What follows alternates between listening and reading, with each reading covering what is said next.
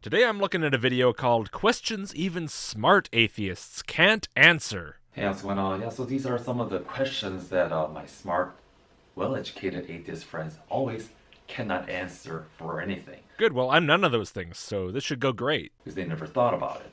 Now let me ask you those same questions. Did you create yourself? Your smart, well-educated atheist friends never thought about the question, did you create yourself? And they're incapable of answering it because they've never thought about it? I'm starting to question the smartness and well-educatedness of your friends. And most people say, no, I didn't create myself. Most people might say that, unless they're atheists and smart and well-educated, and then, no clue. Then did your parents create you? Like they designed all your body parts and designed to make you a male or a female and things like that? And they're like, no, they just bore you, right? And they just bored you, okay? Oh, I thought this was like asking me questions. Are you answering them for me too? Hey, I'm not going to complain. A little help is much appreciated. Do you think I want to do this job all by myself? If you want to take over, let me know. I'll grab the lawn chair, grab a beer. Now, did their grandparents and parents all the way up to the first Adam and Eve per se, did they create you? When you say Adam and Eve, I understand what you're talking about. That's not something that your atheist friends are likely to believe in, but what confuses me is when you say Adam and Eve per se. I think you're using this in the kind of weird modern usage of so to speak, in which case what you're talking about isn't literally Adam and Eve, it's just like Adam and Eve in some way, in which case I have no idea what you're talking about. Did they program and create you? And no, they didn't, right? Okay, my grandparents and Adam and Eve per se did not create me, in the sense of intentionally designing me from the ground up and constructing me out of my component parts themselves. I think I'm with you, and again, thanks for answering the questions for me. It's really helpful. No, so what do you believe? They believe no God and they believe in evolution. So you believe in evolution. You believe you came from monkeys or something like that, or some other animals that evolved into some other. Is that one of the questions, or? And these originally came from a small animal, like a micro. You know I'm on the internet way too much when the very first word that came to my mind was dick. Like a microscopic germ or something, like very simple organisms, right? Huh? Sorry, I kind of forgot what you were talking about. Was that a question? And this most people believe. I agree, I think. To be honest, I have no idea what you said. And then where do these simple organisms that are more complex than any machinery in this world, where did they come from? Organisms? Are we talking about abiogenesis or something? Okay, well, that chart you're showing is completely irrelevant then. That's evolution that you're looking at there. I think I used to have that exact picture as a poster. But of course, every single organism mentioned there is far more complex than the original life would have been. Vastly more so. I mean, even the simplest single-celled organism is still the product of billions of years of evolution. The simplest ones that are around now, I mean. Granted, billions of years ago, there would have also been single-celled organisms, but the very earliest ones of those would have been far simpler than a modern-day bacterium. And that's not the first life either, if by life we just mean the earliest self-reproducing thing that's ancestral to us. The first self-reproducing chemical entities would not have been cellular at all. It would have been nothing more than a molecule capable of self-reproducing. So I really don't understand why you're showing me this right now. Ultimately, you have to go back to water and dirt, minerals. Okay, water and minerals. Your great-granddaddy was a rock. Somehow in this mixture, you have to believe that life just created itself out of here. Well, no, life didn't create itself. Life that doesn't exist doesn't do anything. But chemistry acts on matter to change its configuration. It's not implausible that in a world devoid of life but with abundant organic molecules and lots of energy, a very dynamic planet, that those organic compounds could wind up arranged into extremely simple self-reproducing molecules. So simple that we probably wouldn't even classify them as life at this point. Now, we would never see this today because if that ever happened today, those molecules would be instantly consumed by some life form. But it's entirely feasible that something like this would have happened billions of years ago on a lifeless Earth. Now, you might notice this isn't a very detailed answer or a very firm one, and that's because there's different ideas about how this might have happened, and it's something that's still being worked on, and to be honest, it's something we might never have an extremely firm answer to. Because even if you find a sequence of events chemically that can lead to life, you don't know if that's the actual sequence of events that led to life. on the early Earth, because that sequence of events is lost to time and it really leaves no sign of itself anywhere. Maybe some of the surrounding hypothesized circumstances might, so you could maybe get some reasonable level of confidence from that, but it's pretty difficult. So we're still in the process here of figuring out what happened, and we might just be in that process forever. But that's science. That's how it actually works in the scientific process. You don't just say, I want an answer, and then boom, you have an answer. And you certainly don't just make up an answer you like and wedge it in there and then believe it with absolute certainty. And then you have to ask the question, wait a minute, where was the mind that thought of this? The mind that thought of abiogenesis? Nowhere. We're talking about a natural process, not some mind thinking something. Accident, mind has to come somewhere.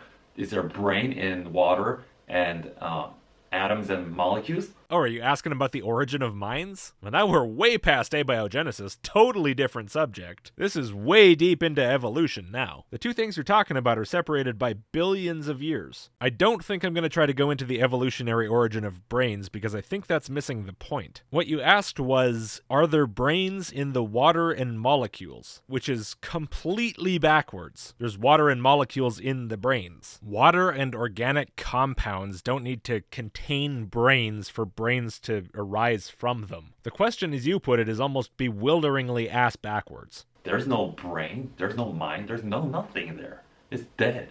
There's no life in it. Yeah, because life is made of stuff that's not alive. You're made of water and molecules. I mean, water is a molecule, but it's beside the point. There's no you in a drop of water. There's no you in an amino acid. But they're in you. You are them. I challenge you to avoid ingesting anything unalive for, say, a month. No water, no food, no air, nothing. And then show me how well your life is working out in the absence of that non-life. And you have to believe that somehow, by chance, by accident, that life just, was birthed at all. Yes, a very accurate summary of every scientific theory on the origin of life. Just, life was birthed. And people say reading scientific papers is challenging.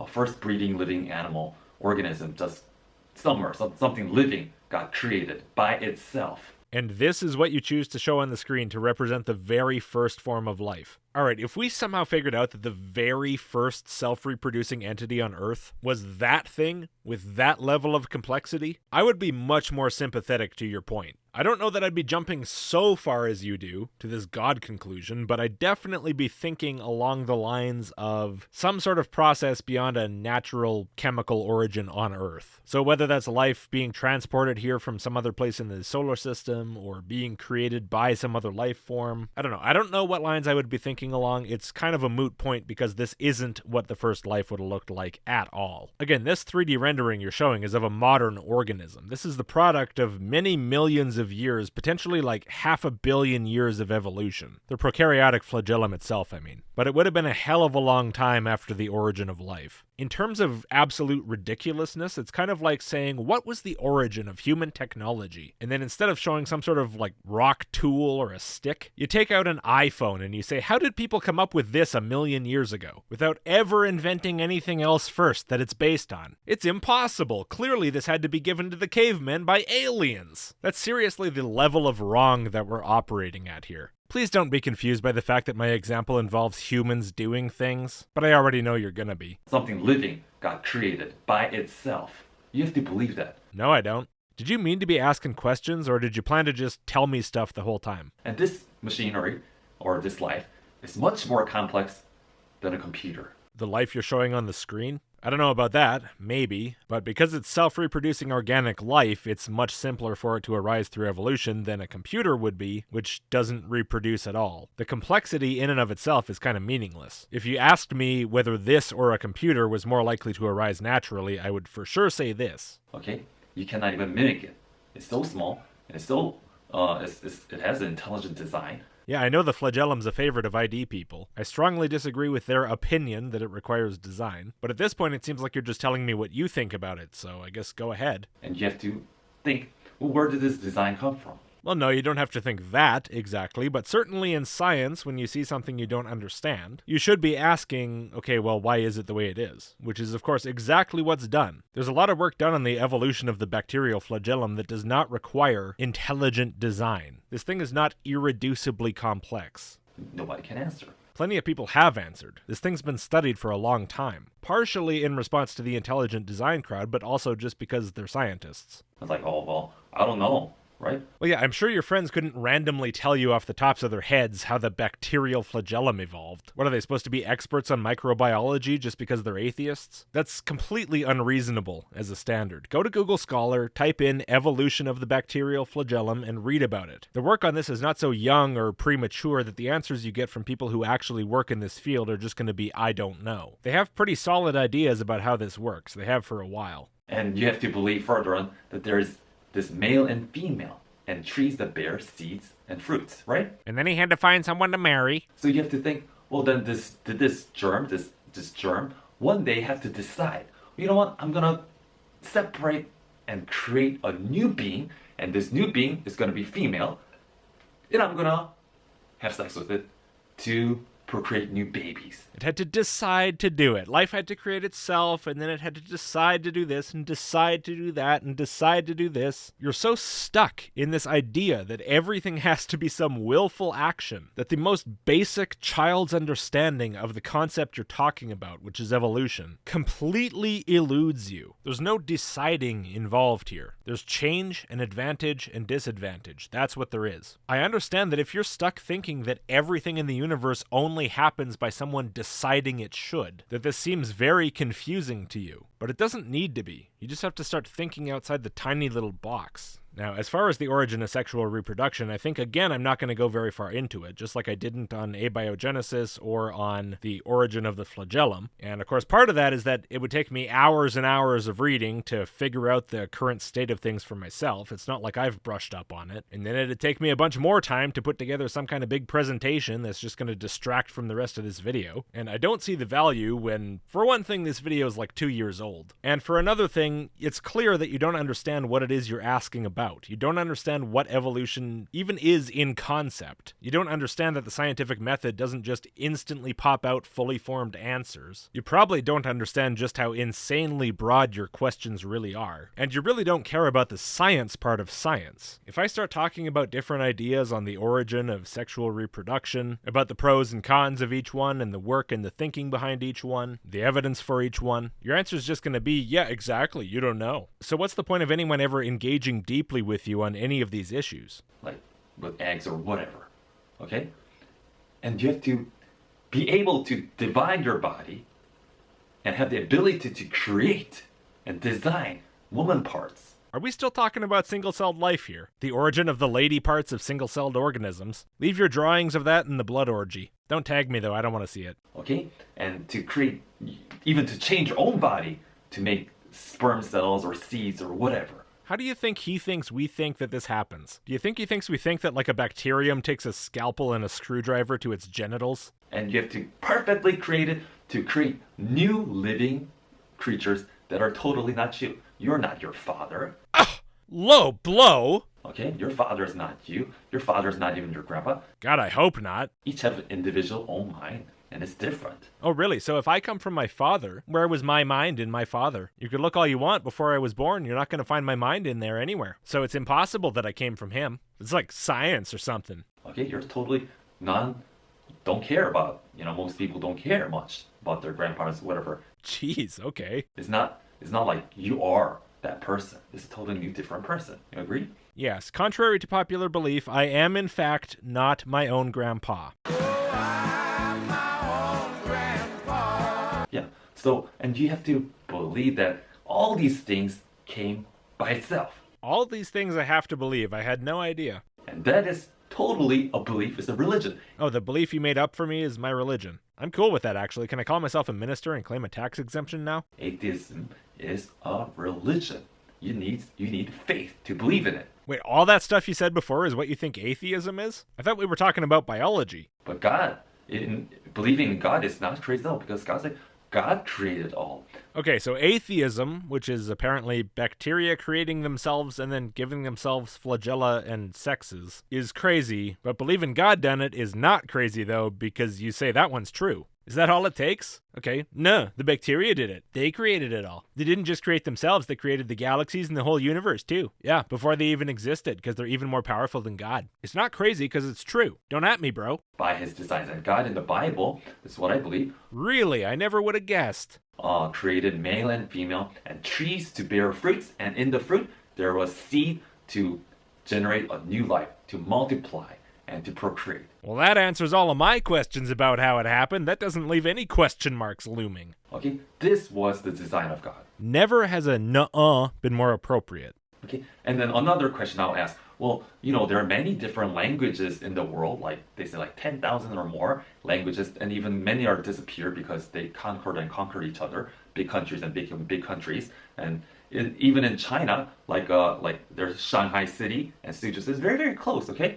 It's about 2-hour distance. Are you getting to a point anytime soon? Because this clip is kind of running on. And that language is totally different. Okay, you were kind of stumbling and stuttering and not making much sense through that, but I think what you're trying to tell me is that in China there are some languages that are different from other ones. And I'm Korean, and next to Japan, and even Korea had like 3 different languages before, as far as the history goes.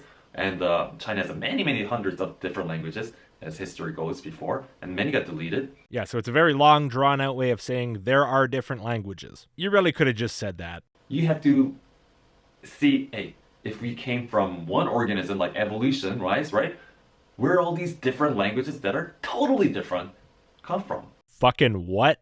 For example, English is spoken in America. It was originally came from England, and for hundreds of years the language didn't change much at all, right? And I can understand these languages because, right, you're born in it, you learn it. Dude, shut up. You can't just drop a bomb on me like that and then just keep rambling about some other pointless garbage. If life evolved from a common ancestor, how are there different languages? How am I even supposed to process a question that dumb? I'm sitting here thinking to myself, there must be some way it's not as stupid as it sounds, but you know what? It really is. The reason I can't think of any way to make that sound any smarter is because it just isn't. Where am I even supposed to start answering this? Should I even answer this? What are the assumptions implicit here? That language is hardwired into organisms by evolution? Like, not the capacity for language, the actual languages. And if they came from one common ancestor, then they all must share identical characteristics, such as which languages they speak? I'm honestly having trouble wrapping my head around the level of complete fail here. I don't even know how to express it. I don't even know if my imagination is big enough to capture the number and the scale of the misinterpretations at play here. Yeah, no, seriously, I can't do it, I don't think. To answer the dumb questions I answer in my videos, I have to think like the idiot I'm responding to, and in this case, I don't think I can. He's too far gone. This is beyond my capabilities. I can't go to where he is. In this case, I really can't blame his smart, well-educated atheist friends, of which I'm sure he really, truly, in real life has many, for not being able to answer this question, because I'm pretty sure I just about passed out just hearing it. Even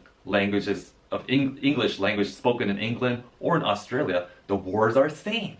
The pronunciation, the words are very, very similar and understandable and same. English speakers can understand English speakers mostly. You can't explain that. English goes in, English goes out, never a miscommunication. But cities that are so close next to each other have a totally different languages, not only one or two, but hundreds of different languages around the world. Maybe you should sort that out. What do you want from me? Can evolution explain this? Of course it cannot. Why would evolution explain this? Evolution like from a single-celled organism to a human evolution. Why would that even come up in an explanation for this? This is a matter of recent human history, not the fucking origin of multicellularity in mammals. Holy shit.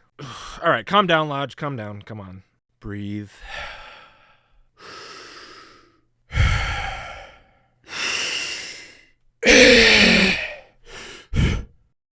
Okay, So as far as languages and biological evolution, the funny thing is linguistic evolution is kind of a good analogy for biological evolution because it happens on a shorter time scale, but it is kind of similar in process. You have common ancestors, like Latin being the common ancestor of French and Spanish and Italian and so on. You have essentially random changes being selected for or against, sometimes spreading and becoming fairly common in the population and then dying off, sometimes becoming extremely well established and effectively permanent as long as the language exists. Small but numerous changes over a long period of time leading to extremely radical change. The gradual divergence between languages from intelligibility to unintelligibility kind of mirroring species divergence. It's not a perfect analogy, but it's kind of a good way to explain things to someone who's really, really new to the concept of biological evolution. So it's kind of funny you bring this up as something to which the concepts of evolution just cannot in any way apply. The Bible clearly says God divided the language so the people would spread all over the world because they didn't want to listen to God and spread over. They just wanted to create one city, and the Bible says it was one language at the time. But God confused their language because they were going against God, creating this Babel Tower. I see. So how does this work? Did all the languages come into existence right then? Latin, French, Spanish, Italian, German, Old English, Modern English, Dutch? Or is it more of a process of languages getting more confused constantly over time forever? You talked about Korea having multiple languages over its history, so probably the latter. In which case, how is it really any different or distinguishable from the naturalistic origin of languages? Well, of course it's not. It's kind of just a story tacked onto it. To reach the heavens, right? God thought it was so foolish, and God's like, I'm just gonna confuse your language. And confuse all the language and change all the language of everybody. They couldn't understand each other, so they departed from one another. Oh, is this about the language families? Because I heard it argued once from somebody, it was years ago, that the large difference between different language families and the lack of overlap proves that languages don't evolve, because how could all those different language families that don't overlap that much have come from a single original language, like evolution apparently says? I don't know if that's this guy's argument. He's not presenting it very clearly. It sounds kind of like it, to be honest. I just thought it was funny enough to mention either way. Okay. No, not okay. None of this is okay. And that's what I believe. Yeah, I noticed. Why? Which is more scientific than evolution, because whatever you say next is going to be really dumb, isn't it? And the words are not matching at all. The Tower of Babel is more scientific than all of linguistics because the words don't match. Yeah, I was right. It's dumb. Like, for example, in hello is English, right? But in Korean it's 안녕하세요, and in Chinese it's ni hao. It's not even the same word for saying simple things like hello. It's not the same. What? Different languages use different words for the same stuff? Whoa, wow. They don't even use the same word for the same word. I never thought about that before. Clearly all of evolution is wrong. Do you understand? I understand the words you're saying. I don't know what language you're speaking. Maybe it's Korean. Apparently under evolution, we'd expect Korean and English to use the same words for everything. Maybe there's some similar one like mama, 엄마, whatever thing, like baby language, right? But besides that, all the rest of the language is totally different. Like thank you, konnichiwa, like totally different. You understand? It's not same at all. And even the same countries that live right next to each other, the people that live right next to each other, language is totally different. I couldn't even understand a word.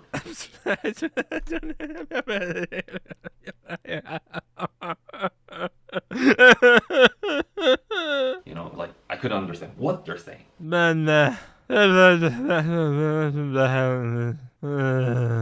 Anyway, these questions, when I ask my friends, their response is I don't know.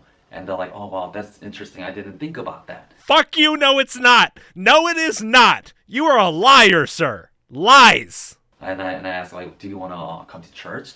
And do you want to know about God? And they were like, most of them, they don't want to go to church and accept God. Okay, you know what? Maybe they do say, oh, yeah, that's really interesting. To try to get you to shut up because they're dying internally. And you're like, great, so hey, do you want to spend more time with me at church? And then their survival instinct kicks in and they're like, no! Because, you know what? Believing in God, they think it's going to take away their freedom. They're not thinking anything beyond, I got to get out of here to save my sanity. Especially after the Babel thing. The rest was, I could live with it. You know? Barely. I have a high tolerance. I could still barely handle it. But maybe it's manageable. The Babel thing, though, I don't know, man. I don't think it's an exaggeration to say I would jump out of a moving car to avoid hearing that again. Because when you believe in God, oh, now you gotta read Bible, now you gotta pray, now you gotta seek God, and nobody wanna do that. Well, you're not exactly given the best sales pitch, are you? It's not really their fault. They just like to live in their pleasure. They just want to do whatever they want to do and don't want to be interrupted by nobody.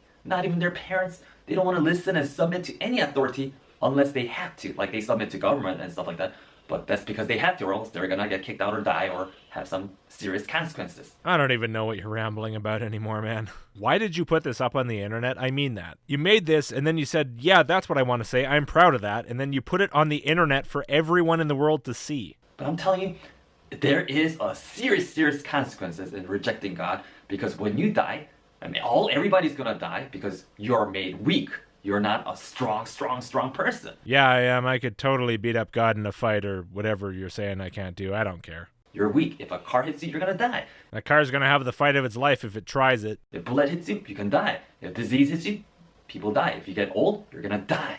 And you're weak. What do you want from me? You're telling me this like it's a novel thing. Did you know that if you get hit by a car or a bullet, you might not survive it? Listen, my entire body is in physical pain from the stupidity of what you said about language. I'm waiting for you to get to the end, and you're just not getting there. Please, some concision would be appreciated right now. And there's this consequences where one day your spirit will leave the body. Your body, your soul, spirit, whatever, you leave the body's dead, but your spirit is going to be subjected onto the Creator. Yeah, like the Venom symbiote from Spider-Man. I'll take him over. And the Creator God in the Bible says, if he didn't start it, he's like, I don't know you. You cannot enter into this holy place because you're a sinner and a horrible person. I'll just say, oh, sorry, me no speak English. Babble, you know, oops. You have sinned, you have lied, you have cheated, you didn't want God, you didn't serve me. I don't know you. Oh, the passive-aggressive thing, eh? Who are you? I don't know you. Who are you? Get out. You go to where I send all the unbelievers of God into hell with the devil, and the disobedient ones all in hell. A Christian who actually admits God sends people to hell. You know what? I'll give you credit for that. It's really annoying when people pretend otherwise. And this is a huge risk for you to take, not believing in God. There's a big consequence. It's cool, bro. I can beat up Pascal's wager, no problem. Send it over here. I'll show it what's what. Because you didn't create yourself. And God said, well, I created you. And I created you for a purpose, to serve God and to love your brothers and sisters and your neighbor as yourself. But you didn't do anything for me. And then I'll say, oh, what's the poor baby going to do? Cry about it? And then I'll smack him and steal his lunch money. And when God says, what are you going to say? You're going to be speechless. You're going to have nothing to say. Well, I didn't know. Well, is that going to work? No, and see, that's why it's a bad strategy. That's why you're never going to get ahead in this organization. You got to know how to talk to management. Put them in their place. Start with a power move. Unzip your pants, see what happens. It's not going to work. Oh, you watch. It'll work. So, you see, there's this huge consequences. And you need God because you're weak. And one day you're going to die. And it could be any day.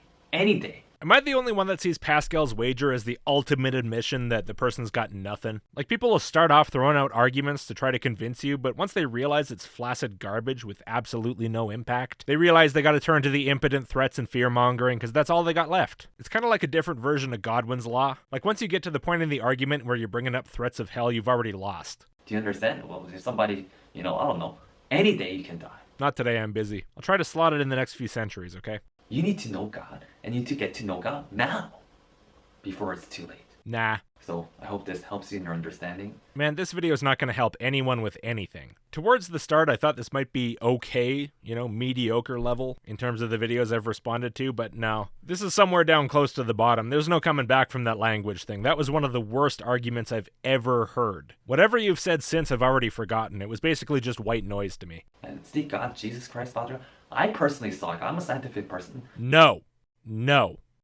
Bad. I saw God, and I can tell you, I met God. He's been proving himself to me so much I cannot deny at all. And I've seen heaven, and I saw angels, and a lot of the people, when I tell them that, they think I'm crazy or something. Really? That's just...